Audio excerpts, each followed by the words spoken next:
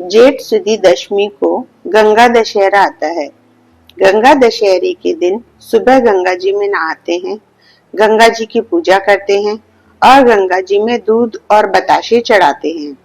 जल, रोली, चावल, मौली, नारियल, दक्षिणा, दिया चढ़ाकर धूप और दिया जलाते हैं।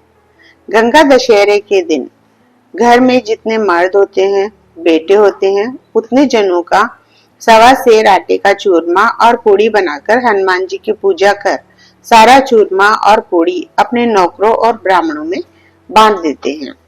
गंगा अवतरण की कथा।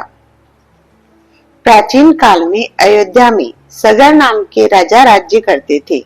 उनके केशिनी और सुमति नामक दो रानियां थीं। केशिनी से अंशुमान नामक पुत्र हुआ और सुमति से 60,000 पुत्र थे। एक बार राजा सगर ने अश्वमेघ यज्ञ किया। यज्ञ की पूर्ति के लिए घोड़ा छोड़ा। इंद्र यज्ञ को भंग करने हेतु घोड़े को चुराकर कपिल मुनि के आश्रम में बांध आए। राजा ने यज्ञ के घोड़े को खोजने के लिए अपने 60,000 पुत्रों को भेजा। घोड़े को खोजते खोजते वे कपिल मुनि के आश्रम में पहुंचे तो उन्होंने यज्ञ के घोड़े को वहां बंधा पाया।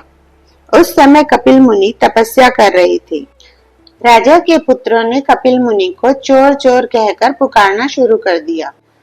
कपिल मुनि की समाधि टूट गई तथा राजा के सारे पुत्र कपिल मुनि की क्रोधाग्नि में जलकर भस्म हो गए। अंशुमान पिता की आज्ञा पाकर अपने भाइयों को खोजता हुआ जब मुनि के आश्रम में पहुंचा तो महात्मा गरुड़ ने उसके भाइयों के भस्म होने का सारा वृतांत कह सुनाया। गरुड़ जी ने अंशुमान को यह भी बताया कि यदि इनकी मुक्ति चाहते हो तो गंगा जी को स्वर्ग से धरती पर लाना होगा। इस समय अश्व को ले जाकर अपने पिता के यज्ञ को पूर्ण कराओ।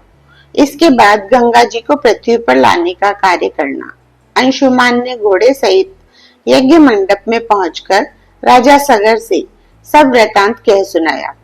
महाराज सगर की मृत्यु के पश्चात अंशुमान ने गंगा जी को पृथ्वी पर लाने के लिए तप किया, परंतु वह असफल रहे। इसके बाद उनके पुत्र दिलीप ने भी तपस्या की, परंतु उन्हें भी सफलता नहीं मिली। अंत में राजा दिलीप के पुत्र भगीरथ ने गंगा जी को पृथ्वी पर लाने के लिए गोकर्ण तीर्थ में जाकर ब्रह्मा जी को प्रसन्न करने के लिए कठोर तपस्या की। तपस्या करते करते कई वर्ष बीत गए।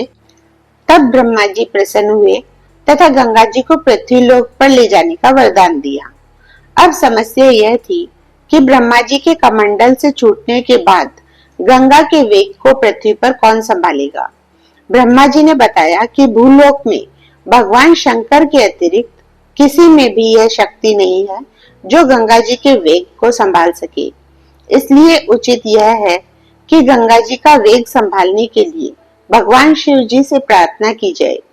महाराज भगीरथ एक अंगूठे पर खड़े होकर भगवान शंकर जी की आराधना करने लगे।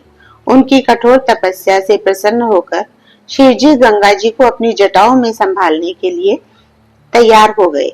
गंगा जी जब देवलोक से पृथ्वी लोक की ओर बढ़ी तो शिव जी ने गंगा जी की धारा को अपनी जटाओं में समेट लिया। कई वर्षों तक गंगा जी को जटाओं से बाहर निकलने का मार्ग नहीं मिला। राजा भगीरथ के पुनः अनुनय विनय करने पर शिव जी गंगा जी को अपनी जटाओं से मुक्त करने के लिए तैयार हुए। इस प्रकार शिव जी की जटाओं से छूटकर गंगा जी हिमालय की घाटियों में कलकल निनाद करके मैदान की ओर बढ़ी। जिस रास्ते से गंगा जी जा रही थी उसी मार्ग में ऋषि जहनु का आश्रम था। तपस्या में विघ्न समझकर वे गंगा जी को पी गए। महाराज भगीरथ के प्रार्थना करने पर उन्हें पुनः जांग से निकाल दिया। तभी से गंगा जहनु पुत्री या जानवी कहलाई। इस प्रकार अनेक स्थलों को पार करती हुई जानवी ने कपिल मुनि के आश्रम में पहुंचकर महाराज सगर के 60,000 पुत्रों के भस्म अवशेषों को तारकर मुक्त किया। उसी समय ब्रह्मा जी ने प्रकट होकर राजा भगीरथ के कठिन तप तथा महाराज के 60,000 पुत्रों के अमर होने का वर दिया तथा घोषित किया कि तुम्हारे नाम पर गंगा जी का नाम भागीरथी होगा। अब तुम जाकर अयोध्या का राज संभालो। ऐसा कहकर ब्रह्मा जी अंतर्ध्यान हो गए। जय हो गंगा मैया की, जय हो महाराज भागीरथ की।